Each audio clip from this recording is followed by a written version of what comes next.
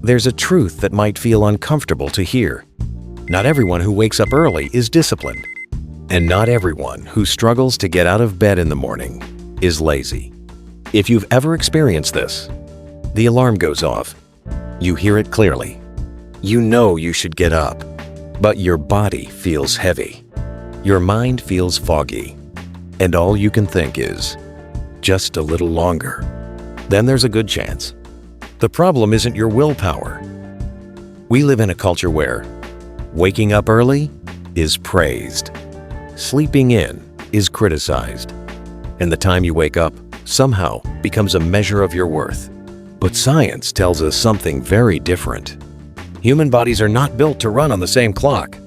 And to understand why some people struggle in the morning, we need to talk about one key thing: your biological rhythm. Inside your brain, there is an internal clock. It controls when you feel sleepy, when you feel alert, and when your brain works at its best. The problem is, that clock doesn't run at the same speed for everyone. Around 20 to 30% of people have a naturally later biological rhythm. Their brains stay alert late at night. They think clearly in the evening. But mornings are incredibly hard for them. Not because of bad habits.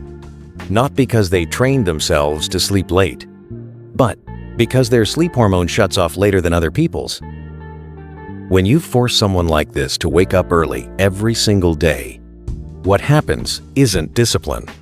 What happens is this: the body wakes up, but the brain is still offline. It's like turning on a computer while the system is still loading. The screen is on, but everything inside is slow, frozen, and exhausting. Over time, the brain starts to associate mornings with fatigue, failure, and frustration. And eventually, waking up isn't just a physical act anymore. It becomes a psychological battle.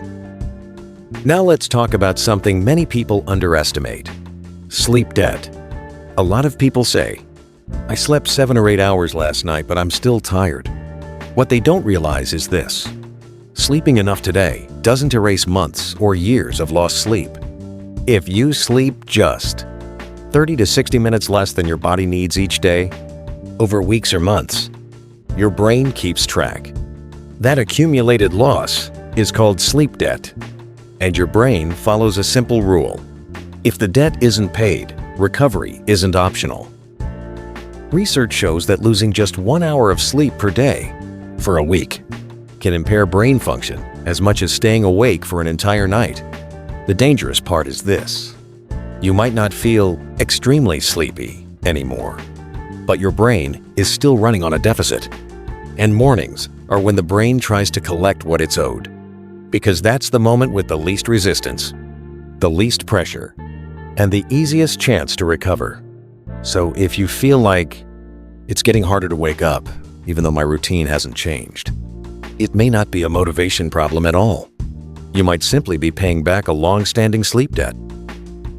And sometimes, the explanation doesn't need a diagnosis. Sometimes, you've just been pushing yourself for too long.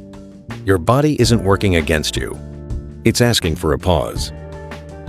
If you struggle to wake up in the morning, the first thing you don't need is self-blame.